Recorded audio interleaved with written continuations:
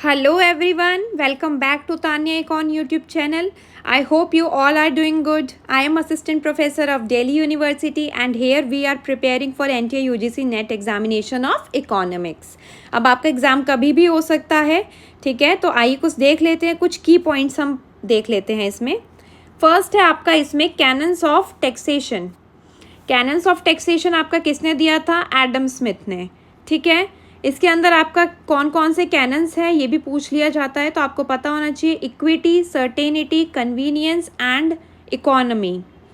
Hindi medium students के लिए कराधान के सिद्धांत क्या है, किसने दिया था? एडम स्मिथ ने।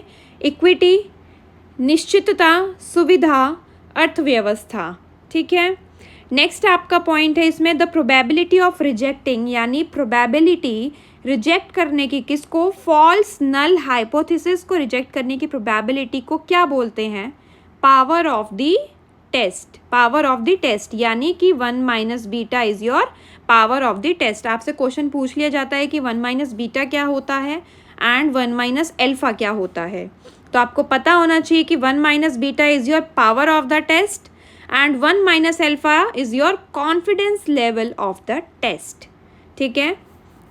परीक्षण की शक्ति 1 माइनस बीटा कहते हैं उसको, परीक्षण की शक्ति को, और परीक्षण का आत्मविश्वास स्तर है 1 माइनस एल्फा, ठीक है।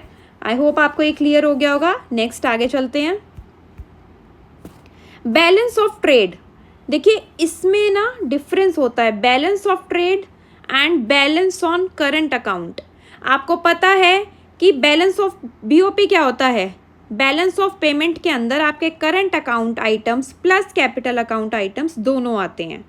तो फिर बैलेंस ऑफ ट्रेड को आप क्या बोलोगे? देखो बैलेंस ऑफ ट्रेड में सिर्फ विजिबल आइटम्स आते हैं। बैलेंस ऑफ ट्रेड में सिर्फ और सिर्फ विजिबल आइटम्स आते हैं। विजिबल आइटम्स यानी कि गुड्स। जैसे इसमें नेक्स्ट लिखा हुआ है formula, balance of trade is equal to exports of goods minus imports of goods, ठीक है। तो यहाँ पे हमने सर्विसेज नहीं लिया है, गुड्स लिया है, क्योंकि गुड्स आपके विजिबल आइटम्स ट्रेड में आता है, सर्विसेज नहीं आता है आपके। Services is your invisible items trade, ठीक है।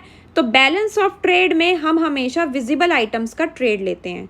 और जब हम बात करते हैं balance on current account, balance on current account की जब हम बात करते हैं इसमें देखिए बैलेंस ऑन करंट अकाउंट, तो बैलेंस ऑन करंट अकाउंट में आपके both visible and invisible items, यानी कि अब आपके यहाँ पे गुड्स भी आएंगे और आपके सर्विसेज भी आएंगे, दोनों आइटम्स आपके इसमें आएंगे। विजिबल यानी गुड्स एंड इनविजिबल यानी कि सर्विसेज। तो balance on current account and balance of trade में क्या डिफरेंस आपको समझ में आया? इसमें आइटम्स का डिफरेंस है। इसमें बैलेंस ऑफ ट्रेड में आपका क्या लिया जा रहा है? Visible items, and balance on current account में both visible and invisible items. Balance of payment में आपके दोनों अकाउंट आते हैं, current account plus capital account. आप मुझे कमेंट सेक्शन में कमेंट करके बताइए कि करंट अकाउंट में आपके कौन कौन से आइटम्स लिए जाते हैं एंड कैपिटल अकाउंट में आपके कौन कौन से आइटम्स लिए जाते हैं, ठीक है। ये आप मुझे कमेंट कर बताइए। अब आगे चलते हैं, आगे देखते हैं। देखिए हिंदी मीडियम स्टूडेंट्स के लिए भी यहाँ पे नीचे लिखा हुआ है पूरा, ठीक है। व्यापार संतुलन, ठीक है। तो इसमें आपका विजिबल आइटम्स का ट्रेड दिया है। फिर इसमें आपका फॉर्मूला दिया हुआ है माल का निर्यात यानी कि एक्सपोर्ट्स ऑफ गुड्स, माल का आयात यानी कि इम्पोर्ट्स ऑफ गुड्स। फिर यहाँ पे चालू खाते पर शेष यानी कि balance on current account, and last में आपका भुगतान संतुलन। क्या होता है भुगतान संतुलन? आपका balance of payment, BOP, balance of payment. उसमें क्या होता है? चालू खाता प्लस पूंजी खाता। आई होप आपको क्लियर हो गया होगा। अब आगे चलते हैं और आप कमेंट सेक्शन में कमेंट कीजिएगा करंट अकाउंट यानी चालू खाता के क्या क्या आइटम्स होते हैं, क्या क्या आता है उसमें वो लिखना है, और पूंजी खाता में क्या क्या आइटम्स आते हैं कैपिटल अकाउंट में, वो आपको कमेंट सेक्शन में लिखना है। आगे देखिए इकोनॉमिक कॉस्ट क्या होती है? इकोनॉमिक कॉस्ट के अंदर आपकी एक्सप्लिसिट कॉस्ट यानी कि जब आप प्रोडक्शन फैक्टर्स ऑफ प्रोडक्शन को हायर करते हो, उनसे काम करवाते हो, बाहर से लेते हो, तो उनको आप पेमेंट करते हो, that is your explicit cost. Implicit cost क्या होता है? अगर मेरी ही फर्म है और मैं ही सीए हूँ और मैं ही सीए की एक्टिविटीज़ को परफॉर्म कर रहा हूँ अपनी फर्म में, यानी कि वो मेरी इम्प्लिसिट कॉस्ट हो जाएगी, यानी कि मैं अपनी ही सर्विसेज अपनी फर्म में दे रहा हूँ।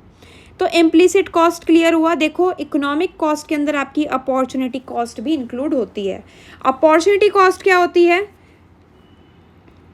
आपने एक अपॉर्चुनिटी लेने के लिए दूसरी अपॉर्चुनिटी को जाने दिया, फॉरगॉन, छोड़ दिया उस अपॉर्चुनिटी को, ठीक है, तो उसकी वैल्यू यानी उसकी कॉस्ट आपकी होती है अपॉर्चुनिटी कॉस्ट।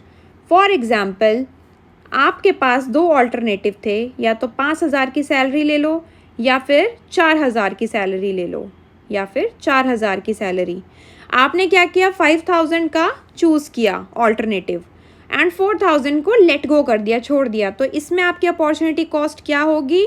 4,000, यानी कि जो आपने छोड़ दिया लेने से, ठीक है। अब नेक्स्ट देखो अकाउंटिंग कॉस्ट। अकाउंटिंग कॉस्ट और इकोनॉमिक कॉस्ट दोनों अलग होते हैं।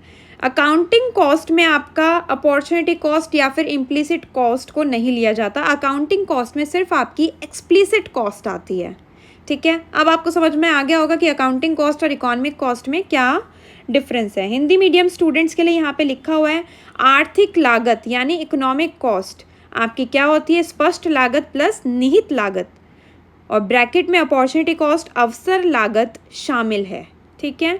अकाउंटिंग कॉस्ट को हिंदी मीडियम में कहते हैं लेखांकन लागत, स्पष्ट लागत। नेक्स्ट है आपका इसमें point long run average cost. Long run average cost curve को और क्या क्या बोलते हैं ध्यान रखना, एनवलप और planning curve.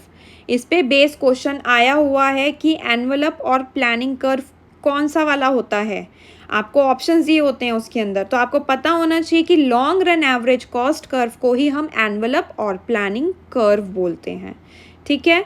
Hindi medium students के लिए यहाँ पर लिखा हुआ है। आई होप आपको ये चीज़ें क्लियर हो गई होंगी अच्छे से, ठीक है। अगर आपको वीडियो अच्छी लगी तो आप चैनल को सब्सक्राइब कर दीजिए, वीडियो को लाइक कीजिए, कमेंट कीजिए, शेयर कीजिए और हमें बताइए कि और क्या टॉपिक आप करना चाहते हैं, उनको की पॉइंट्स में लेकर आएंगे। आपके डिस्क्रिप्शन बॉक्स में यहाँ पर आपको दिया हुआ है तानिया इकॉन का आपको चैनल दिया हुआ है, टेलीग्राम का लिंक दिया हुआ है, आप उसको ज्वाइन कर लीजिए। उसको ज्वाइन करने से क्या होगा, आपको वहाँ से बहुत बेनिफिट मिल सकता है। कोई भी अपडेट होगी तो वो ग्रुप में पोस्ट हो जाएगी, आपको वहाँ से हेल्प मिल जाएगी। आपको बहुत सारा स्टडी मटेरियल वहाँ पर मिल जाता है जहाँ से आप पढ़ सकते हैं कि चीज़ों को, ठीक है, और अपने एग्ज़ाम की अच्छे से तैयारी कर सकते हैं। अपने डाउट पूछ सकते हैं वहाँ पर, स्टूडेंट्स आपस में एक दूसरे के डाउट्स भी क्लियर करते हैं। तो आप फटाफट टेलीग्राम लिंक पे ज्वाइन कर लीजिए चैनल को और हमारे चैनल को सब्सक्राइब कर लीजिए और कमेंट ज़रूर कीजिए आपसे जो क्वेश्चन पूछा गया है, ठीक है। तब तक के लिए all the best. Thank you everyone.